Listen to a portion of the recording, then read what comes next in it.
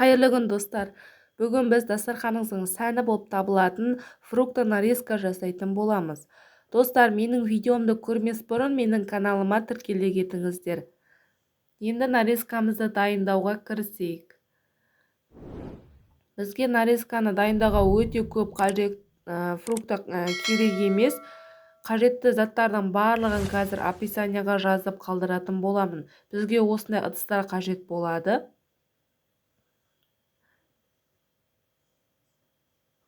Бір апельсинімізді алып, осылай турап алатын боламыз. Екі шетін кесіп, қалған жерлерінің барлығын жіңішке етіп, ондай қатты жіңішке емес, орташа көлемде турап алатын боламыз.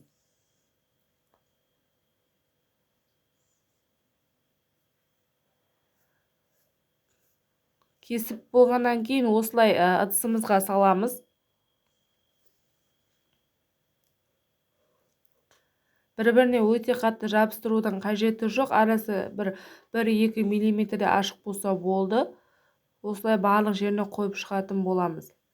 Апельсинімізді турап болғаннан кейін енді бананымызға кірісеміз. Мен burada бір көк алма және бір қызыл алма қолдандым. Алмамызды дәл осылай екі шеттерін кесіп алатын боламыз. Енді жіңішке етіп турап шығамыз.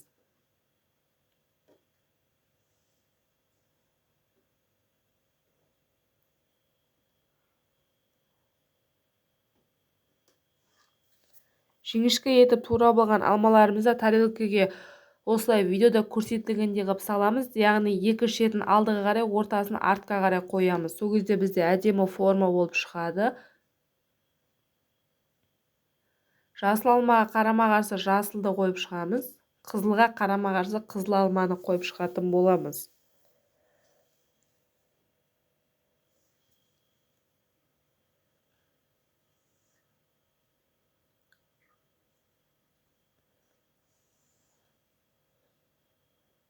Мен осы фрукты нарезкаға тек осы екі алманы ғана қолдандым. Достар, менің видеом ұнап жатса, сіздерден лайк, комментарий күтемін. Менің каналымның дамуына өз үлесіңізді қоса кетіңіз.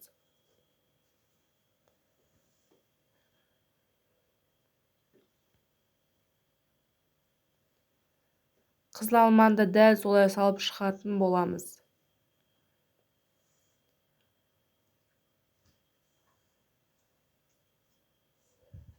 Алмаларды турап болғаннан кейін енді апельсинімізді қолданамыз. Апельсинді дәл осы екі шетін кесіп алып тастаймыз. Оны да алмандай қалай турадық, дәл сондай көлемде жіңішке етіп турап аламыз. Жіңішке етіп турап алған апельсиндерді 3-4 тіліктен осылай қойып шығамыз. Біздің тарелкамызда сәл жоғары болып тұруы қажет.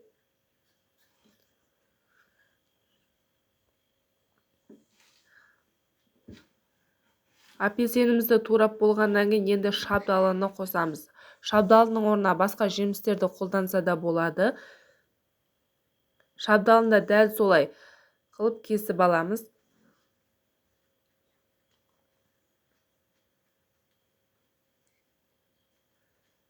Шабдалын турап болғаннан кейін міне видеода көрсетілгендей қылып барлық жеріне қойып шығатын боламыз.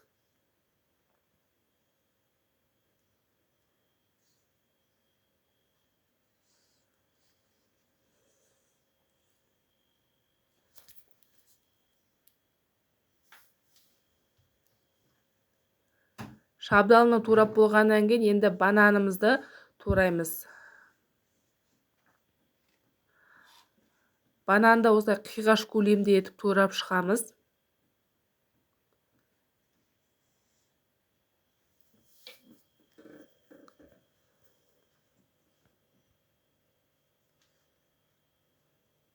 Турап болған банандарды осылай барлық жеріне қойып шығатын боламыз.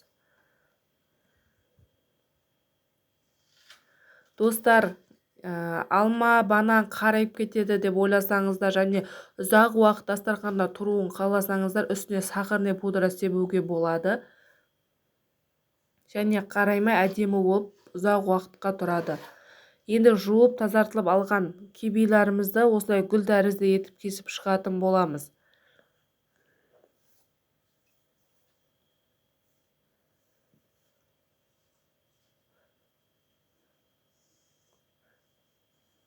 қалай кесілу керектігі туралы міне видеода көрсетіліп тұр барлығы.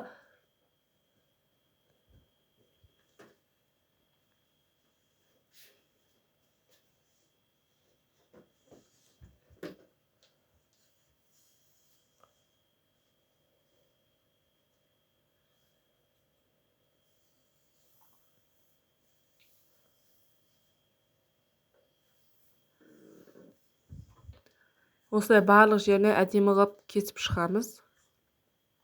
Енді мен осы араға бір шабдалы қолдандым. Шабдалымызды ыдысымызға салып, үстіне зубочисткаларымызды қойып қоямыз. Қанша киви болды, сонша зубочистка қойып шығамыз.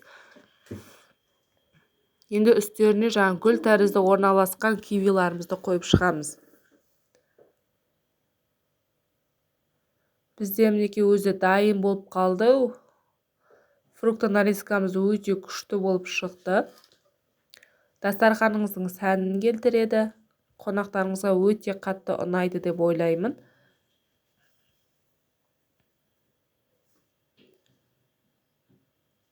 Назарларыңызға рахмет. Сіздермен болған Баян. Ас болсын.